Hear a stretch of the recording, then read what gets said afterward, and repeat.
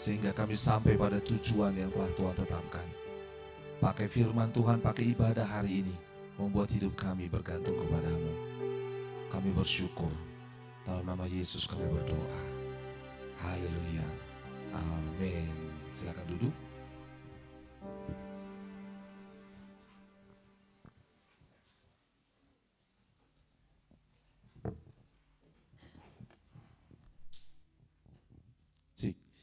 Shalom. Saudara senang beribadah hari ini? Saya juga senang beribadah hari ini. Coba bilang kiri kananmu, saya senang beribadah, saya senang melihatmu. Oke? Ya, senang beribadah dan senang melihatmu ya. Kita bersama-sama melihat bahwa Allah yang kita sembah, sekali lagi, adalah Allah yang sanggup dan terlebih sanggup. Katakan Allah yang sanggup. Saudara, kisah-kisah dalam hidup kita kiranya menjadi semua peristiwa, kiranya menjadi semua bukti kebesaran dan karya Allah. Amin. Itu sebabnya kita harus terbuka dengan Allah. Sama-sama katakan, terbuka dengan Allah. Sekali lagi, terbuka dengan Allah. Karena ketika kita terbuka dengan Allah, maka Allah memakai hidup kita dan kita tahu bahwa Allah memakai hidup kita. Karena kadang-kadang orang nggak tahu bahwa Allah memakai hidupnya. Dia berpikir dia korban. Dia berpikir dia ini orang yang tidak dikasihi. Dia orang yang paling malang nasibnya. Tapi ketika dia sadar bahwa Allah memakai hidupnya, maka dalam kelemahan, dalam kehancuran, dalam segala hal yang buruk sekalipun, dia akan bisa bersyukur kepada Allah. Itulah yang dicontohkan oleh Rasul Paulus. Apa yang terjadi ketika dia mengalami aniaya, ketika dia diusir, karam kapal, dipatok ular, ketika dia dilempar, bahkan ketika dia berdoa supaya sakit penyakitnya disembuhkan, supaya iblis yang mengganggunya itu diambil, tidak diambil, dia bisa mengucap syukur karena dia tahu bahwa firman itu muncul, yaitu apa? Justru dalam kelemahankulah kuasa Allah bekerja. Kuasa Allah sempurna. Itu sebabnya Bapak Ibu Saudara, izinkan diri kita dipakai Tuhan dalam situasi apapun. Jangan biarkan iblis yang memakai momen hidup kita sehingga ending dari ceritanya ending yang menyedihkan. Saudara mau happy ending atau sad ending? Coba bilang kiri kanan, saya mau happy ending. Kasih kata ke belakangmu, saya mau happy ending ya. Baik, kita bersyukur selama 2 bulan kita belajar tentang memberi. Berapa orang dalam minggu ini yang dikasih tugas, kemarin kasih tugas belajar memberi buat orang lain. Angkat tangan, 1, 2, 3, siapa? Ya. 1 di belakang, 2 di belakang sana, di sini. Bagaimana perasaan saudara ketika memberi? Senang ya, sukacita. Saudara dengar baik-baik. Dalam 2 bulan terakhir banyak perkara tentang memberi juga saya alami. Nah, saudara kadang kemarin ketika firman Tuhan adalah memberi kepada orang-orang yang berkekurangan. Dan kami melakukan itu. Lalu dalam 2 bulan ini digerakkan Tuhan bukan hanya memberikan kepada orang yang berkekurangan. Tetapi mungkin dia dari segi materi enggak kekurangan, tetapi mungkin dalam hal yang lain dia berkekurangan. Dan kita hadir. Ada 2 orang saudara yang seperti jadi saudara bagi saya, istri mendorong, papa enggak mau memberkati si Anu begitu loh. Oh iya ya, gitu loh. Dalam ya istilahnya kalau dalam hal keuangan pun mereka cukup sebenarnya. Tetapi entah karena apa kami didorong dan kami berikan. Saudara tahu apa yang terjadi? Pemberian itu bukan semata-mata karena orang kurang. Tetapi pemberian itu adalah sebagai bukti bahwa hati kita bersama dengan mereka. Dan saya senang ketika melakukan hal itu, apa yang terjadi? Mereka merasa bahwa, ngomongnya gini, harusnya kakak yang kasih kepada adik, kan begitu ya. Tapi ini kok adik yang kasih kepada kakaknya. Saya bilang ini bukan soal kakak adik, tapi soal rasa syukur. Katakan sama-sama, rasa syukur. Makanya pemberian itu harus diiringi dengan rasa syukur. Kalau Alkitab berkata, pemberian tanpa rasa syukur tidak diterima Allah. Oleh sebab itu harus dari rasa syukur, amin.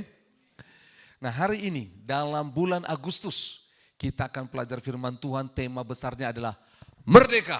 Wah, sama-sama angkat tangan kanan saudara, katakan merdeka. Sekali lagi, merdeka. Wah, ya. Kita merdeka. Saudara, kita tahu sama-sama Indonesia diproklamirkan merdeka tanggal berapa? 17 Agustus 1945. Makanya ada lagunya. Ya, coba 1, 2, 3. 17 Agustus tahun 45, itulah hari kemerdekaan kita. Ya, kita bersyukur. Saudara, soalnya generasi Z yang belakangan ini nggak tahu lagu itu. Nggak tahu lagu itu ya. Nah, jadi kita mau belajar sama-sama. Nah, kita akan belajar sama-sama tentang kemerdekaan sejati yang berasal daripada Allah. Karena saudara dengar baik-baik, perspektif merdeka seringkali dibarengi dengan yang namanya perbudakan, penghambaan atau penjajahan. Merdeka berbicara tentang sesuatu yang mengikat dan membuat kita tidak bebas. Tapi tahukah saudara bahwa perspektif merdeka di dalam Alkitab, di dalam keimanan kekristenan itu lebih sempurna, lebih lengkap dibanding kemerdekaan yang ada di muka bumi ini. Saudara tahu ketika Bapak Proklamator kita Soekarno berkata proklamasi, gitu loh ya. Itu memproklamasikan tentang kemerdekaan Indonesia. Hari itu kemerdekaan Indonesia diproklamasikan merdeka dari penjajah Belanda, betul ya waktu itu. Dari semua yang namanya penjajahan yang ada. Makanya ada dalam pembukaan Undang-Undang Dasar 45, penjajahan di muka bumi ini. Kita tidak setuju itu, bahwa penjajahan ada. Tapi tahukah saudara, lihat, Indonesia tahun ini akan merdeka ulang tahun yang keberapa? 80. Apakah Indonesia benar-benar merdeka? Secara geografis kita memang tidak dijajah, tidak dikuasai oleh negara jajahan yaitu Belanda atau sekutu atau Jepang. Tapi lihat, segi penjajahan invasi bangsa lain ke kita sudah berakhir. Tapi apa yang terjadi? Indonesia seakan-akan masih terjajah. Lihat apa yang terjadi dari Sabang sampai Merauke.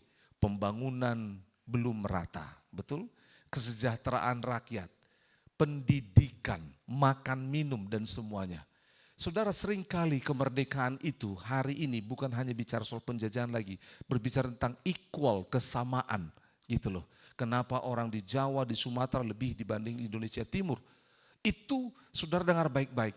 Sebenarnya kita menyadari bahwa kemerdekaan yang sejati di bangsa ini bukan hanya ketika penjajahan Belanda atau Jepang berakhir di Indonesia. Tetapi ketika Allah memberikan kemerdekaan yang sempurna. Katakan amin. Kita lihat sama-sama Galatia pasal 5. Lihat. Galatia pasal 5. Sama-sama kita buka. Ayat 1 kita akan baca. Mari bangkit berdiri. Ya. Kita akan baca Galatia pasal 5 ayat 1 sampai ayat yang ke-15. Ini tidak akan dibahas semua karena dalam bulan ini akan dibahas part-partnya. Ayat 1 kita baca sampai 15. 1, 2, Lembaga Alkitab Indonesia memberi judul Kemerdekaan Kristen. Kita baca ayat 1, 1, 2, 3. Supaya kita sungguh-sungguh merdeka, Kristus telah memerdekakan kita. Karena itu berdirilah teguh dan jangan mau lagi dikenakan kuk perhambaan. Sesungguhnya aku, Paulus, berkata kepadamu, jikalau kamu menyunatkan dirimu, Kristus sama sekali tidak akan berguna bagimu. Sekali lagi aku katakan kepada setiap orang yang menyunatkan dirinya, bahwa ia wajib melakukan seluruh hukum Taurat. Kamu lepas dari Kristus, jikalau kamu mengharapkan kebenaran oleh hukum Taurat. Kamu hidup di luar kasih karunia. Sebab oleh Roh, karena iman, kita menantikan kebenaran yang kita harapkan. Sebab bagi orang yang ada di dalam Kristus Yesus, hal bersunat atau tidak bersunat tidak mempunyai suatu arti, hanya iman yang bekerja oleh kasih. Dahulu kamu berlomba dengan baik. Siapakah yang menghalang-halangi kamu sehingga kamu tidak menuruti kebenaran lagi? Ajakan untuk tidak menurutinya lagi bukan datang dari Dia yang memanggil kamu. sedikit lagi sudah menghamirkan seluruh adonan. Dalam Tuhan, aku yakin tentang kamu, bahwa kamu tidak mempunyai pendirian lain daripada pendirian ini. Tetapi barang siapa mengacaukan kamu, ia akan menanggung hukumannya, siapapun juga dia. Dan lagi aku ini, saudara-saudara, jikalau aku masih memberitakan sunat, mengapakah aku masih dianiaya juga? Sebab kalau demikian, salib bukan batu sandungan lagi. Baiklah mereka yang menghasut kamu itu mengeberikan saja dirinya. Saudara-saudara, memang kamu telah dipanggil untuk merdeka, tapi janganlah kamu dipergunakan kemerdekaan itu sebagai kesempatan untuk kehidupan dalam dosa, melainkan layanilah seorang akan yang lain oleh kasih. Sebab seluruh hukum Taurat tercakup dalam satu firman ini, yaitu kasihilah sesamamu manusia seperti dirimu sendiri. Tetapi jikalau kamu saling menggigit dan saling menelan, awaslah supaya jangan kamu saling membinasakan. Silakan duduk. Saudara, kalau menurut sesuai dengan urutan Bible study, maka ini akan dibahas latar belakang penulisannya, kapan, kenapa ayat ini muncul dan semuanya. Tetapi kita nggak cukup waktu untuk hal itu. Oleh sebab itu datang Bible study setiap hari Selasa minggu pertama dan ketiga. Hari Selasa ini ada. Di situ akan menolong kita mengerti apa di balik semua ini. Singkat saja, surat Galatia ini adalah surat yang ditulis oleh Rasul Paulus, firman Allah yang ditulis oleh Rasul Paulus dalam perjalanan kunjungan dia pertama dan yang kedua, dia datang. Galatia ini, Galatia 1 dan 2, dia berbicara tentang siapa dirinya, tentang latar belakang hidupnya. Yang dulu menjadi musuh Allah, sekarang menjadi pemberita Injil. Dulu dia berusaha menghentikan Injil, menjadi pemberita Injil. Galatia 3 dan 4 itu bicara tentang doktrin-doktrin. Doktrin-doktrin kasih karunia, bagaimana orang percaya. Galatia pasal yang kelima, ini bicara tentang Galatia 5-6 bicara tentang aplikasi bagaimana hidup sebagai orang Kristen. Nah, kita mau lihat sama-sama di Galatia pasal yang kelima, ayat yang pertama. Kita baca 1, 2, dan 3. Supaya kita sungguh-sungguh merdeka, Kristus telah memerdekakan kita. Karena itu berdirilah teguh dan jangan mau lagi dikenakan kuk perhambaan. Jadi lihat, sungguh-sungguh merdeka itu karena siapa? Kristus telah memerdekakan kita. Oke, stop. Bapak Ibu Saudara dengar baik-baik. Inilah yang membuat kehadiran Kristus tidak bisa dibandingkan oleh siapapun di muka bumi ini. Sorry to say, siapapun Tuhannya, kalau bukan Kristus Yesus, kita tidak akan merdeka. Apapun agamanya, karena ada juga orang Kristen tapi tidak hidup dalam Kristus Yesus, sehingga akhirnya apa? Tidak merdeka. Saudara, apa merdeka dalam perspektif Kristen? Ayat ini jelas, di ayat 1 dikatakan ada 3 di sana. Yang pertama, sungguh-sungguh merdeka. Artian berarti ada merdeka yang palsu. Saudara suka yang asli atau yang palsu? Nah, ada orang yang merdeka palsu. Tapi ini sungguh-sungguh merdeka. Nanti kita akan bahas. Yang kedua, Kristus adalah tokohnya. Tokoh yang memerdekakan kita. Nanti kita akan bahas kenapa, bagaimana Kristus memerdekakan kita. Yang ketiga, kalau dampak dari merdeka adalah berdiri teguh, terus artinya tidak mudah goyang. Kalau tidak merdeka apa? Yaitu ada perhambaan. Ada yang namanya kutuk yang mengikat, ada sesuatu yang membuat kita tidak bebas. Nah, ini akan kita bahas dan sepanjang bulan ini kita akan bahas dari sini. Bagaimana kita dimerdekakan dari apa? Terus kita dimerdekakan untuk apa? Itu perlu. Tahun 1997, 1998 ketika demo panjang besar-besaran, saudara tahu apa yang terjadi? Tembok Orde Baru rubuh. Setelah itu, apa yang harus dilakukan? Nah, what must we do? Setelah merdeka, apa yang harus dilakukan? Dan bagian terakhir di dalam bulan ini adalah kita akan belajar bagaimana menolong orang lain mengalami kemerdekaan. Supaya kemerdekaan itu kita tidak alami sendiri. Ya, nah, saudara, kata merdeka di dalam Alkitab itu digambarkan dengan kebebasan. Sama-sama katakan kebebasan. Sekali lagi kebebasan. Tapi tahukah saudara, orang di luar Tuhan, dia memiliki kebebasan, namun kebebasannya itu dikendalikan oleh sang penguasa. Nah, saudara tahu kata bebas pertama kali muncul dalam Alkitab, yaitu setelah Allah menciptakan manusia. Lalu di Kejadian pasal yang kedua, kita lihat sama-sama Allah berkata kepada manusia itu, semua pohon dalam taman ini bisa kamu makan buahnya, kamu bebas memakannya. Saudara, ini yang terjadi. Kebebasan di dalam diri manusia itu Tuhan taruh sejak dari awal. Bahwa, kita sama-sama Kejadian 2, ayat 16 kita baca. Supaya saudara lihat bahwa Allah tidak menciptakan manusia sebagai robot. Kejadian 2 ayat 16, lalu Tuhan Allah memberi perintah ini kepada manusia. Semua pohon dalam taman ini boleh kamu makan buahnya dengan bebas. Saudara, ketika Allah menciptakan manusia, Allah menaruh roh dalam diri manusia itu adalah roh yang bebas. Katakan roh yang bebas, roh yang merdeka. Tetapi roh yang bebas, roh yang merdeka ini hanya ada sesuai dengan kehendak Allah.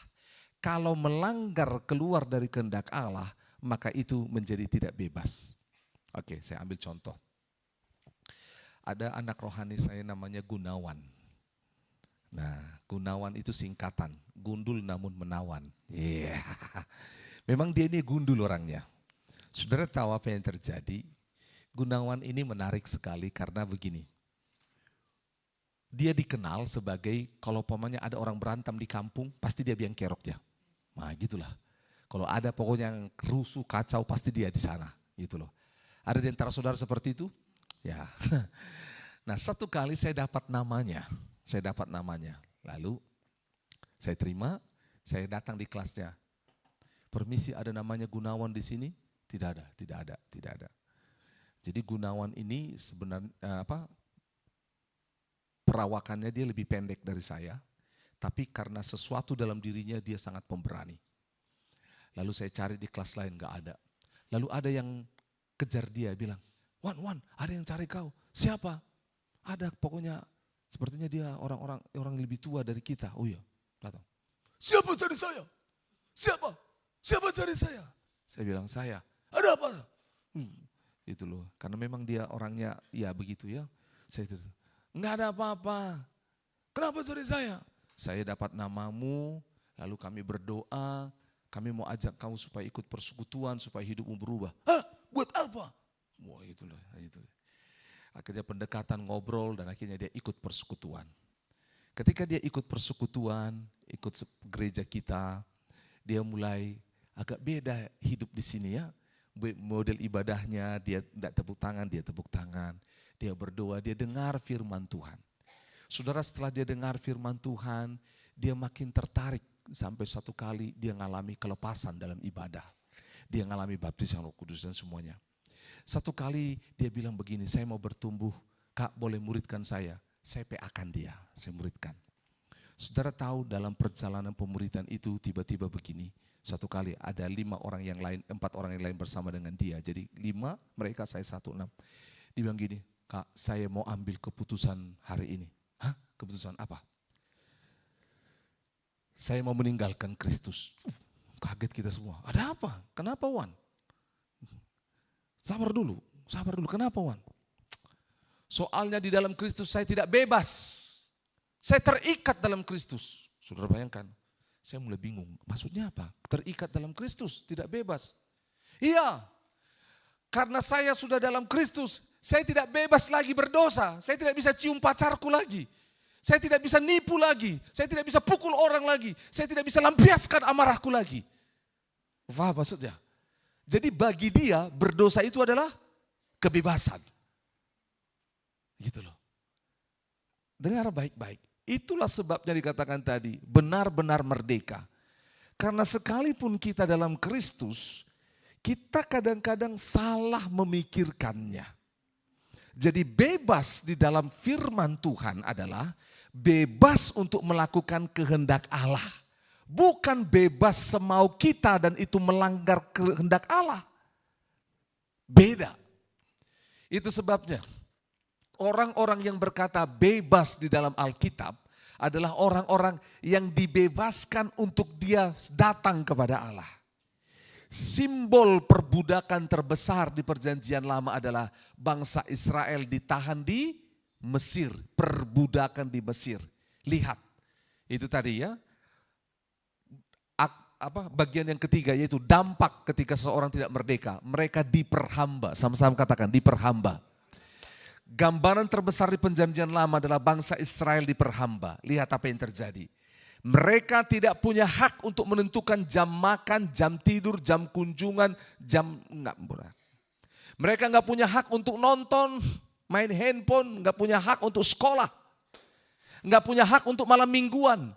Semua hak mereka itu dibrodol semuanya, dihancurkan, nggak bisa, dirampas haknya. Dan mereka harus ikut sesuai dengan kehendak tuannya. Ikut sesuai dengan kehendak tuannya. Inilah yang dikatakan di kitab Roma. Kalau kita diperhamba kita harus ikut kehendak Tuhan kita. Nah inilah yang terjadi. Sewaktu manusia jatuh dalam dosa, maka apa yang terjadi? Roh yang bebas itu, katakan roh yang bebas. Itu meninggalkan manusia sehingga akhirnya sistem perbudakan atau dunia ini memperhamba manusia itu. Makanya apa yang terjadi? Setelah kitab Kejadian pasal 3, manusia berdosa, mereka diusir dari Taman Eden. Dan pohon kehidupan itu dijaga supaya manusia tidak kembali, jangan sampai dia makan pohon kehidupan, dia hidup selama-lamanya dalam dosa. Bukan ada orang bilang apa, itu Allah, padahal dia bilang kamu akan sama seperti manusia itu akan sama seperti Allah. Kenapa tidak buat manusia itu hidup selama-lamanya seperti Allah? Ya Allah desain, tapi Allah tidak desain manusia itu hidup dalam dosa selama-lamanya.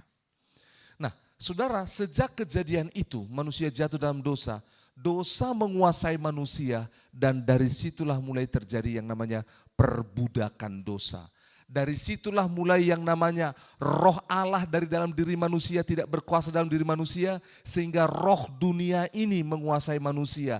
Segala sesuatu yang ada di dunia ini bisa membuat dampak bagi manusia. Makanya Bapak Ibu Saudara lihat di kitab perjanjian lama. Umur manusia itu ada yang ribuan, ratusan tahun. Tapi sampai hari ini makin di bawah 100. Karena apa? Roh yang merdeka yang tidak dikendalikan oleh dunia ini sudah meninggalkan diri manusia sehingga kita mulai dikendalikan oleh dunia ini. Itu sebabnya ketika Yesus Kristus datang, saudara kita buka sama-sama kitab Roma. Ini menarik sekali, Roma pasal yang ke-5 ayat 12. Lihat sama-sama, Roma pasal 5 ayat 12. Oke, kita baca. Sebab itu sama seperti apa? Dosa telah masuk ke dalam dunia oleh siapa? Satu orang. Siapa satu orang itu? Adam telah berdosa, akhirnya seluruh manusia. Terus, dan oleh dosa itu juga maut.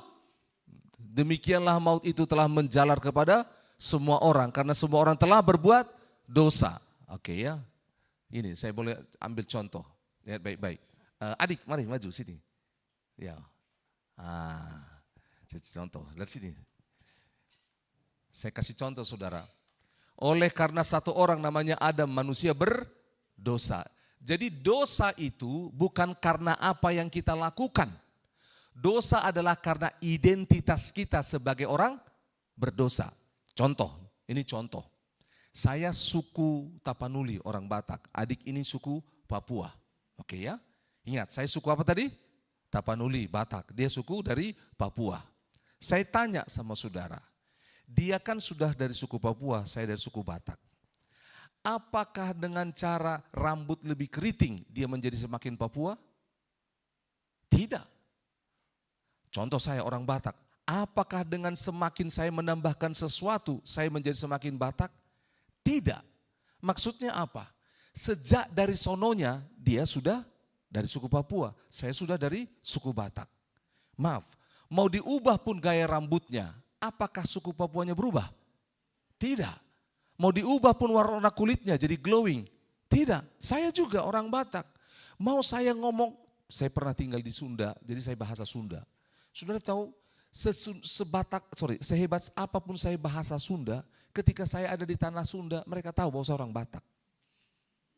Karena apa? Dari sononya. Makanya di kampung kami orang Batak itu bilang, dia sudah pergi ke Jakarta. Abang sudah lama di Jakarta. Abang tidak Batak lagi. Dari ngomongnya aja udah kelihatan. 100 ku bilang CP, 500 ku bilang gope. Jadi saudara lihat, bukan karena perkataannya, tapi dari sononya. Katakan dari sononya. Artinya begini, ayat ini artinya apa? Dari sononya kita sudah berdosa. Enggak ada yang bisa kita lakukan untuk mengubah itu. Tetap identitas kita sebagai manusia berdosa. Tetap identitas dia sebagai anak dari Papua. Tetap identitas saya sebagai anaknya dari Tapanuli. Dan kita harus sadar itu. Oke? Makasih adik. Tepuk tangan dulu buat dia. Nah, ini dia. Itu sebabnya. Enggak ada yang bisa. Karena Roma pasal 5 itu berkata, dosa telah masuk ke dalam dunia oleh satu orang, yaitu siapa? Adam. Dan oleh dosa itu juga maut. Jadi ada dosa, ada maut. Demikian maut itu menjalar kepada semua orang. Katakan sama-sama, semua orang. Termasuk anaknya Pak Michael dan Ibu Elda yang baru lahir. Itu yang paling muda di antara kita. Miracle. Walau namanya, siapa? Gabriel. Walau namanya Gabriel, nama Gabriel mantap dalam Alkitab. Malaikat namanya, tapi tetap dosa. Sudah dengar baik-baik. Dengar baik-baik, walau saya pendeta. Istri saya, istri pendeta. Anak saya, anak pendeta. Tapi tetap dosa. Katakan sama-sama, dosa. Dengar baik-baik. Kenapa ini penting? Karena banyak orang tidak sadar dia mengalami kemerdekaan yang palsu. Karena dia tidak sadar tentang dosa. Dosa ini yang tanda kutip tidak difahami oleh orang percaya sehingga dia tetap diperhamba oleh dosa. Oke ya, coba baca lagi Roma 12 tadi, ayat yang ke-13. Sebab sebelum hukum Taurat ada, telah ada dosa di dunia. Jadi sebelum semua aturan ada, dosa sudah ada. Tetapi dosa itu tidak diperhitungkan kalau tidak ada hukum Taurat. Sungguh pun demikian, maut telah berkuasa dari zaman siapa? Adam. Sudah jadi sejak dari manusia jatuh dalam dosa, maut sudah berkuasa. Itu sebabnya saya katakan tadi, umur manusia makin lama makin pendek. Gara-gara maut itu membuat manusia mati lebih cepat. Dari zaman Adam sampai ke zaman Musa, juga atas mereka yang tidak berbuat dosa dengan cara yang sama seperti dibuat oleh Adam, yang adalah gambaran dari Dia yang datang. Lanjut. Tetapi karunia Allah tidaklah sama dengan pelanggaran Adam. Sebab jika karena pelanggaran satu orang, semua orang telah ada dalam kuasa maut, jauh lebih besar. Katakan jauh lebih besar. Sekali lagi, jauh lebih besar. Jauh lebih besar lagi kasih karunia Allah dan karunia-Nya yang dilimpahkannya atas semua orang. Karena siapa? Satu orang. Siapa namanya? Yesus Kristus. Katakan Yesus Kristus. Itu sebabnya kekristenan berpusat kepada Yesus Kristus. Karena hanya Dia yang ditetapkan oleh Allah menjadi penebusan bagi semua orang berdosa. Itu sebabnya pusat agama kekristenan kita adalah Yesus Kristus. Mengapa? Karena melalui satu orang Adam semua orang berdosa, tetapi melalui ketaatan satu orang kasih karunia Allah yang besar muncul, yaitu melalui Yesus Kristus. Apa yang dilakukan Yesus Kristus ini? Lanjut ayatnya. Dan kasih karunia tidak berimbangan dengan dosa satu orang. Sebab penghakiman atas satu pelanggaran telah mengakibatkan apa? Penghukuman, tetapi penganugerahan karunia atas banyak pelanggaran itu mengakibatkan pembenaran. Dengar baik-baik, pelan-pelan. Berapa orang di antara saudara pernah menjadi korban atas dosa orang lain? Angkat tangan. Kesalahan orang lain jadi saudara kena. Oke, mungkin saudara gak ngerti. Gini contohnya saya kasih. Ini peraturan waktu kami mahasiswa. Itu kalau ada ospek, satu salah maka semua kena hukuman. Nah gitu loh. Jadi saya tidak salah, teman saya tidak salah, ini tidak salah. Tetapi ada satu orang salah. Akhirnya semua kena hukum. Semua sit up, semuanya. Saudara tahu apa yang terjadi? Saya bisa marah sama dia, betul? Gara-gara kau. Kita sebut up terus. Itu sebabnya saudara hari ini kita bisa salahkan Adam. Gara-gara kau Adam. Adam apa, Adam B, Adam ini. Makanya kasihan namanya Adam itu. Dimarah-marahin. Gara-gara kau Adam. Semua manusia berdosa. Gitu loh. Tapi lihat, kita udah merasakan akibatnya. Kita nggak bisa lagi kembali ke sana. Makanya apa yang terjadi, dengar. Dosa ini sekali lagi, di luar Kristus menjadi identitas kita. Itu sebabnya kasih karunia Allah ini dikatakan ya, tidak berimbang dengan dosa orang itu. Kasih karunia Allah yang besar. Saya tanya sama saudara, berapa banyak dosanya Adam? Sekali lagi, berapa banyak dosanya Adam? Satu, yaitu apa? Dia tidak taat kepada Allah, dia melanggar perintah Allah, dia makan apa? Buah itu. Sehingga akhirnya semua manusia berdosa, semua orang berhamba, mengalami perbudakan dosa. Oke, dengar baik-baik. Ini serius. Semua dosa yang saudara lakukan, yang kita lakukan, itu akan memperhamba kita, memperbudak. Dan itu akan merusak semua sistem yang ada. Contoh supaya mudah saudara pahami. Lihat, ketika sang suami main judi, mabuk, selingkuh. Apa yang terjadi? Ketika main judi ditangkap sama polisi. Ketika ditangkap sama polisi, maka apa yang terjadi? Istri, anak-anak semua merasakan akibatnya. Karena apa? Suami sebagai penghasil utama dalam keluarga enggak bekerja lagi. Dapur mulai tidak berasap.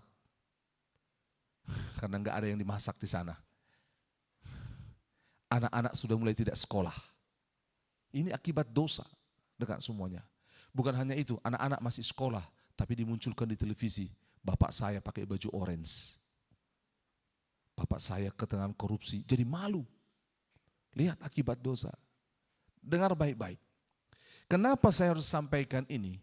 Banyak orang tidak sadar kalau dia melakukan dosa, enggak apa-apa Tuhan ampuni kok. Iya betul, tapi akibat dosa itu dirasakan oleh orang yang lain. Ini menolong saudara untuk tidak, supaya berpikir gini, kulakukan enggak ya? Kulakukan enggak ya? Kulakukanlah, enggak ada yang lihat. Ada yang lihat. Tuhan lihat. Kau lihat. Supaya aku tidak lihat, aku tutup mata. Tetap aja, hatimu tahu. Dengar baik-baik. Itu sebabnya. Makanya lanjut, dengar. Satu dosa, katakan satu dosa. Satu dosa saja memperbudak dan merusak, menghancurkan. Apalagi banyak. Saya tanya sama saudara, dosa saudara banyak atau sedikit? Banyak atau banyak banget? Banyak banget atau banyak banget? Lah ya, makanya itu loh. Nah, tapi ayat ini nggak berhenti di sana. Lanjut dulu, lihat ya. Oke, lanjut ya. Lanjut ayat 17 terakhir. Sebab jika oleh dosa satu orang maut telah berkuasa, lihat, maut telah berkuasa. Maut, kematian, ketakutan menguasai. Maka lebih benar lagi mereka yang telah menerima kelimpahan kasih karunia anugerah kebenaran akan hidup dan berkuasa oleh karena satu orang itu, yaitu siapa? Yesus Kristus. Nah, dari sini kita temukan bahwa sejak manusia jatuh dalam dosa, ada 3 hal besar yang membuat manusia itu menjadi diperbudak. 3 hal besar. Yang pertama, dosa, yaitu perilaku, sikap hati, atau sesuatu dalam diri kita yang membuat kita melawan Allah. Di kitab Korintus, di kitab Roma, Paulus ngomong gini, Roma pasal 7, siapa yang mau lepaskan aku dari tubuh maut ini? Dalam hatiku aku ingin melakukan kebaikan, aku memelihara hukum Allah, tapi dagingku menuntut aku berbuat dosa. Saudara pernah dengar itu? Seperti ini saudara ya. Di dalam gereja saudara pikirannya baik dan tidak ada melakukan hal yang jahat. Tiba-tiba saudara ada di komunitas yang lain. Lakukan gak ya? Lakukan gak ya? Dalam hati sudah bilang, jangan lakukan. Tapi tiba-tiba pikiran, jiwanya bilang, ambil. ambil. Kesempatan tidak datang 2 kali. Saudara lihat, dalam diri manusia itu berjuang. Gitu loh. Karena apa? Sekali lagi, roh yang bebas itu meninggalkan diri manusia karena manusia jatuh dalam dosa. Sehingga kita dikendalikan oleh yang namanya penguasa-penguasa yang ada ini. Sehingga kita ditarik untuk terus ada dalam perbudakan dosa. Itu sebabnya Kristus, dia ini, seperti kitab Roma pasal 5 tadi itu. Dia sudah menyelesaikan semua dosa, katakan amin. Dia menyelesaikan semuanya. Itu sebabnya kenapa Kristus ini menjadi sentral iman orang percaya. Karena Kristus itu sudah menyelesaikan semua dosa. Roma pasal 6, masih kitab Roma. Roma pasal 6 ayat yang ke-10. Coba lihat sama-sama. Apa yang dikatakan? Sebab kematiannya adalah kematian terhadap apa? Dosa. Berapa kali? 1 kali dan untuk selama-lamanya. Terus, dan kehidupannya adalah kehidupan bagi Allah. Sekali lagi, ingat tadi sudah ditunjukkan bagaimana dosa itu masuk ke dalam dunia sehingga semua orang berdosa. Akibat dosa ini semua manusia mengalami maut. Nah, Allah selesaikan dosa dengan cara apa? Kristus harus mati di atas kayu salib. Saya kembalikan ini dan ini harus berulang-ulang disampaikan supaya saudara paham. Karena ada banyak orang bertanya di luar sana, kenapa Yesus harus mati? Betul? Allah kan maha kuasa, Allah bisa menyelamatkan semua orang. Kenapa harus pakai drama mati-mati di kayu salib sih? Kenapa harus dicambuk? Kenapa harus menderita di salib? Kenapa? Itulah. Memang mereka seperti itu karena mereka nggak tahu firman Tuhan. Yesus harus mati di atas kayu salib. Karena apa? Dengar baik-baik. Allah itu adil dan maha kuasa. Katakan adil dan maha kuasa. Dalam kemahakuasaannya, dalam kasihnya dia menciptakan manusia. Tetapi dalam keadilannya dia menetapkan batas-batas bagi manusia. Dan dalam keadilannya pula ketika batas itu dilanggar manusia akan dihukum. Nah, apa kata Yesus, kata Allah kepada manusia itu, semua buah dalam pohon ini boleh kamu makan buahnya. Tapi tentang buah itu enggak boleh, kamu akan mati. Kamu pasti mati. Jadi kalau langgar pasti mati. Katakan sama-sama, kalau langgar pasti mati. Sekali lagi, kalau langgar pasti mati. Buktinya Adam langgar, dia mati. Mati pertama secara rohani, mati kedua selanjutnya secara jasmani. Itu sebabnya Allah bilang, kalau semua ciptaan ini akan mati, bagaimana jadinya?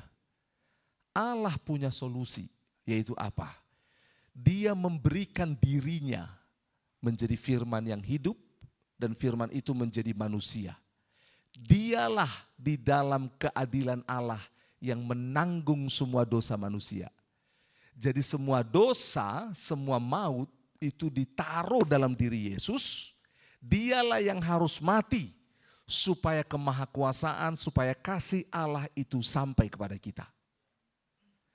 Di zaman perjanjian lama, orang yang berdosa mempersembahkan korban. Tapi apa yang terjadi?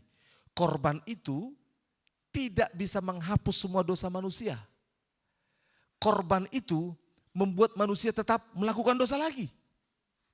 Itu sebabnya Yesus menjadi korban yang sempurna. Katakan korban yang sempurna. Dia mati, dia melepaskan kita dari dosa, lalu dia hidup di dalam kita dan menuntut kita menjadi manusia yang bebas. Di setiap perjanjian lama, setelah orang persembahkan korban, bikin dosa lagi. Persembahkan korban, bikin dosa lagi. Inilah kemerdekaan yang palsu. Makanya ada orang gini, enggak apa-apa berbuat dosa, apalagi hari Sabtu. Karena apa? Besok hari Minggu kita disucikan. Kita minta ampun besok hari Minggu, apalagi ada perjamuan kudus. Nanti ambil 2 seloki, 2 roti. Supaya banyak dikuduskan. Itu saudara dengar baik-baik, itu kemerdekaan palsu. Karena apa? Ketika kita dibebaskan oleh Kristus dari dosa, maka dosa itu tidak berkuasa atas kita. Itu sebabnya dengar baik-baik. Roma 5 ayat 12. Roma pasal 6 tadi itu berkata kita menjadi hamba dosa. Katakan dulu, hamba dosa. Dengar, kalau hamba itu dikendalikan, itu sebabnya hamba tidak punya hak. Saudara dengar, itu sebabnya ketika kita berpikir tentang hal yang baik pun, tapi karena kita hamba, kita harus melakukan hal yang jahat. Karena dipaksa kita melakukan hal yang jahat. Itu sebabnya kita mau sama-sama bahwa karena kematian Kristus ini sudah sempurna, maka dosa sudah selesai, maut sudah selesai. Sehingga kita hidup sebagai orang yang bebas merdeka, bukan lagi didorong oleh karena ketakutan dosa. Coba kita buka 1 Korintus pasal 15. 1 Korintus pasal 15. Oke ya. Dan ini akan menolong saudara untuk memahami apakah saudara saya dicek hidup di dalam kemerdekaan sejati atau tidak. Roma 1 Korintus 15 ayat 54 sampai ayat 57. 1 Korintus 15 ayat 54. Dan sesudah yang dapat binasa ini mengenakan tidak dapat binasa, dan yang dapat mati ini mengenakan yang tidak dapat mati, maka genaplah firman Tuhan tertulis, maut telah ditelan dalam kemenangan. Hai maut, di manakah kemenanganmu? Hai maut, di manakah sengatmu? Sengat maut ialah dosa, dan kuasa dosa ialah hukum Taurat. 57 sama-sama, 1, 2, 3. Tetapi syukur kepada Allah yang telah memberikan kepada kita kemenangan oleh Yesus Kristus Tuhan kita. Jadi dengar baik-baik. Saya ini produk dosa. Apapun yang saya lakukan tanpa Kristus, sebelum Kristus, semuanya akan berdosa. Ibarat mata air. Saudara tahu mata air sama-sama ya? Atau kalau saudara tahu bahwa misal keran di rumah saudara itu ngocor. Kalau pipa sebelum masuk rumah kita itu bocor, maka air parit masuk ke dalam. Kita buka kerannya akan kotor. Sama. Orang berdosa, maka pikirannya akan kotor. Keinginannya jahat, jiwanya jahat, semuanya jahat. Karena itu orang berdosa. Nah, oleh sebab itu, orang berdosa seperti ini ujungnya adalah maut, binasa, mati selama-lamanya. Saudara bayangkan, supaya saudara paham, mati selama-lamanya itu gambarannya begini. Bukan mati selama-lamanya, mati, sudah. Tidak. Ada orang bilang, berdosa saja, karena apa? Nanti mati kok gak rasa apa-apa. Tidak saudara. Tidak. Mati selama-lamanya itu artinya apa? Dihukum selama-lamanya. Saudara pernah dihukum 5 menit? Saya pernah dihukum 5 menit begini. Dihukum 5 menit, 10 menit begini. Dihukum 5 menit, masih 5 menit. Ini selama-lamanya. Saudara dihukum selama-lamanya, makanya kitab Matius berkata ada ratap tangis, kertak gigi. Nangis terus. Bukan seperti teman saya itu Agus menangis saja. Tapi sekarang gak menangis lagi. Dengar baik-baik. Ini akan menangis selama-lamanya. Karena dosa, karena maut. Tapi dengar, Kristus datang, katakan Kristus datang. Dia mati, dia selesaikan yang namanya dosa itu, dan dia tutup maut. Dia bilang apa? Aku menyelesaikan semuanya. Itu sebabnya kekristenan iman kita harus bergantung pada Yesus. Tapi bukan hanya dosa, bukan hanya maut. Yang menipu Adam dan Hawa itu iblis. Dan mereka ini berusaha memperbudak orang-orang sekalipun sudah percaya.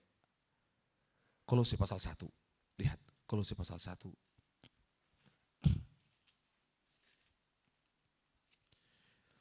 Kolose pasal 1. Ayat 16 kita baca. Dan karena dalam dialah telah diciptakan segala sesuatu yang ada di sorga dan yang ada di bumi, dan yang kelihatan dan tidak kelihatan, baik singgasana maupun kerajaan, baik pemerintah-pemerintah maupun penguasa-penguasa, segala sesuatu diciptakan oleh dia untuk dia. Dengar baik-baik. Semua singgasana, tahta, semua sudah diciptakan, semua ditaklukkan oleh dia. Jadi ingat ya. Nah, namun sejak manusia jatuh dalam dosa, maka apa yang terjadi? Di Efesus pasal 6. Ini yang terjadi, iblis penguasa-penguasa di udara, itu yang kita tahu sama-sama. Efesus pasal 6 dikatakan, ayat yang ke-12. Bagaimana, kita lihat sama-sama.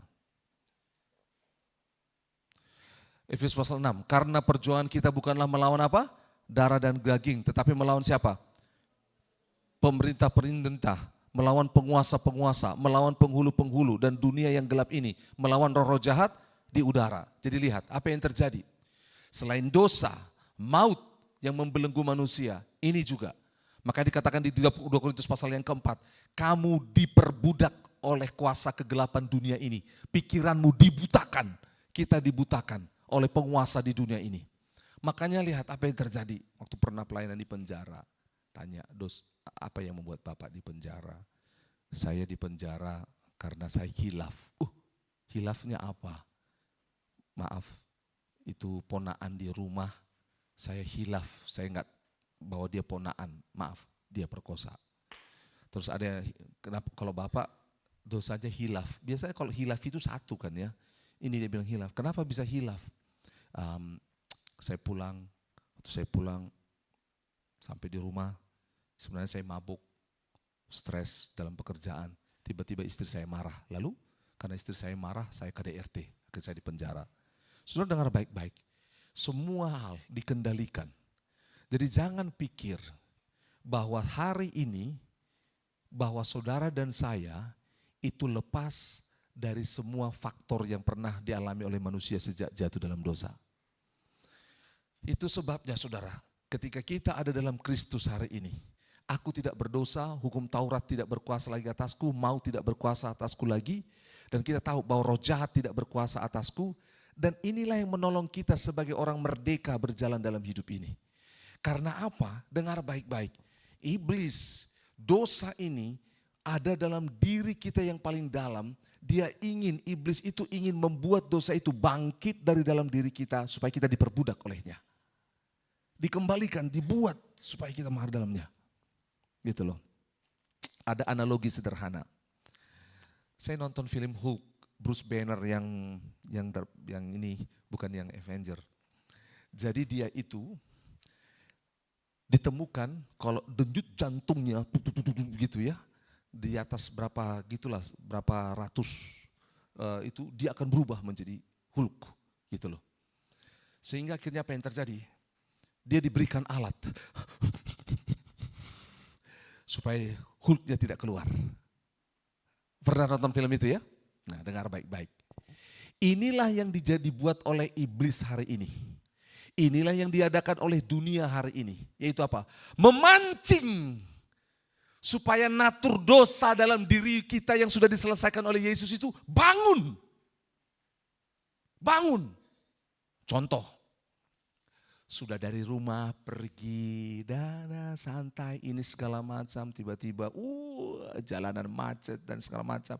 Ada orang tiba-tiba potong kita, tiba-tiba macam-macam dan akhirnya lampu merah pun salah. Kenapa lampu merah ini lama sekali? Padahal dia yang mulai tidak sabar. Semuanya.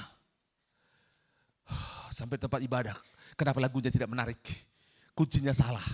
AC-nya kurang panas. Semuanya keluar dari dalam dirinya. Semuanya. Dengar. Itu kerjaan daripada iblis. Itu dibuat. Waktu kita lihat yang namanya orang lain. Kenapa dia bisa beli itu? Aku bisa juga beli. Dipancing. Enggak cukup saldonya. Kan ada pinjol. Dipancing keluar dari dalam. Itu sebabnya saudara dengar baik-baik. Kristus ini bukan hanya sekali, Kristus ini ya dia sekali mati untuk selamanya untuk kita. Tetapi Kristus itu harus hidup di dalam kita supaya kita benar-benar merdeka. Karena Kristus inilah bersama dengan kita. Itu katanya tadi dalam Galatia pasal yang kelima itu adalah oleh kasih berusaha. Mari lihat sama-sama, ini yang terakhir. Karena kalau tidak dengan usaha, saudara butuh berusaha untuk hal ini. Karena kalau kita tidak berusaha, kita akan kalah saudara. Galatia pasal yang kelima tadi. Lihat sama-sama ayat 6. Sebab bagi orang yang ada di dalam Kristus Yesus, has bersunat atau tidak bersunat tidak mempunyai satu arti. Hanya iman yang bekerja oleh kasih. Itu sebabnya kita butuh iman di dalam diri kita, biar itu bekerja di dalam kasih untuk mengatasi yang namanya dosa, maut, keinginan-keinginan jahat, bahkan penguasa-penguasa roh jahat di udara. Saudara, ini harus bekerja di dalam kita. Katakan, iman yang bekerja. Sekali lagi, iman yang bekerja. Makanya saudara bisa temukan, ada orang Kristen, udah puluhan tahun Kristen, tapi dia ditaklukkan oleh yang namanya dosa. Dia kalah terus, jatuh bangun dalam dosa. Banyaknya jatuh, enggak bangun. Yang kedua, dia mudah tertarik dengan yang namanya godaan-godaan. Yang ketiga, dia tidak suka dengan hal rohani, dia tidak suka dengan firman Tuhan, dia tidak suka ibadah. Yang keempat, mudah untuk melampiaskan yang namanya amarah, dosa, semua kebebasannya. Karena apa? Tidak ada iman yang bekerja di dalam. Tidak ada kasih yang menguasainya. Itu sebabnya kita temukan ada orang ketika kita bermasalah dengan dia, tidak bisa ampuni orang itu. Karena apa? Karena produk dosa tidak mau mengampuni. Tetapi produk iman dan kasih mengampuni. Makanya dengar, supaya kita benar-benar merdeka, Kristus itu harus ada dalam diri kita. Yang kedua, iman. Katakan sama-sama, iman. Iman itu harus bekerja dalam kasih. Nah, banyak orang Kristen seperti ini. Yaitu apa? Aku jatuh bangun dalam dosa, imannya enggak diaktifkan, kasih Allah tidak menguasai. Ketika dia lemah, nanti ada Pak Pendeta yang datang doakan saya. No, kau bisa. Karena apa? Karena Kristus mati sudah cukup. Dan rohnya dalam diri kita sudah cukup untuk bisa menolong kita lepas dari semua dosa itu. Maka saya tutup hari ini. Ada banyak orang yang kita mau sama-sama tolong. Dimanapun saudara, kalau saudara dengar firman Tuhan ini, dengar. Perjuangan untuk dosa itu belum selesai. Bagian Yesus sudah selesai, bagian kita belum. Itu sebabnya sepanjang hidup di muka bumi ini kita harus bergantung kepada Tuhan. Supaya apa? Dosa itu tidak menguasai kita. Kita akan berani bilang tidak kepada godaan-godaan. Kita akan berani bilang tidak. Karena apa? Aku tahu konsekuensinya. Kalau aku terima uang suap ini, aku tahu. Itu melanggar kehendak Allah. Dan keluarga aku akan berantakan. Sebab satu dosa membuat semuanya berantakan. Apalagi banyak. Kalau ada perempuan datang, laki-laki datang ajak selingkuh. Tidak. Karena apa? Imanku. Allah berkata bahwa aku harus setia dengan pasanganku. Iman dibangun. Ketika ada orang yang menyakiti kita. Marah sama kita. Kita akan berkata, tidak, aku tidak akan membalasnya. Karena iman dan kasih Kristus berkata, doakan, berkati orang yang mengutuki engkau. Itu dia. Tetapi kalau iman yang namanya karya Kristus dalam diri kita ini, tanpa iman dan kasih itu tidak akan muncul. Oleh sebab itu hari ini, saudara rasa akan berat hidup ini. Sekalipun Kristus aku rasa masih terbebani, masih terbelenggu. Karena apa? Kristus yang ada dalam diri kita itu perannya untuk menyelesaikan dosa yang dibawa Adam dan maut dan semua kuasa kegelapan sudah selesai. Dia berikan iman dalam diri kita. Dia berikan kasih dalam diri kita. Dan itu cukup untuk menyelesaikan semua yang namanya hal-hal yang memperbudak kita. Dalam 3 minggu ke depan, kita akan bahas secara detail. Salah satunya, hal-hal apa yang secara spesifik di dalam Alkitab menuliskan orang itu dibelenggu. Dibelenggu oleh kuasa kegelapan, nanti akan ada ceritanya. Dan bagaimana dia dilepaskan. Dibelenggu oleh dosa masa lalu, dibelenggu oleh kutuk di masa lalu, dibelenggu. Bagaimana itu diselesaikan, nanti kita akan lihat di dalam Alkitab. Lanjut, kalau aku udah dibebaskan dari semua hidup masa lalu itu, aku mau bagaimana? Dikatakan tadi ada muncul di ayat 13, yaitu supaya kita melayani Tuhan. Di kita itu dibebaskan untuk melayani Tuhan, ada hal-hal lain lagi. Yang terakhir nanti kita akan belajar bagaimana cara saya menolong orang lain bebas. Bagaimana caranya? Bagaimana caranya? Karena banyak cara orang lain bebas gini. Ada orang tenggelam, dia hanya lempar ban supaya dia berenang. Kristus tidak. Ketika orang tenggelam, dia masuk ke dalam, dia bawa keluar. Kita akan belajar sebagai orang-orang yang merdeka. Amin. Kita berdoa. Tuhan Yesus, tolonglah kami hari ini untuk boleh melihat firman-Mu. Tolonglah kami untuk boleh melihat karya Kristus yang memerdekakan kami.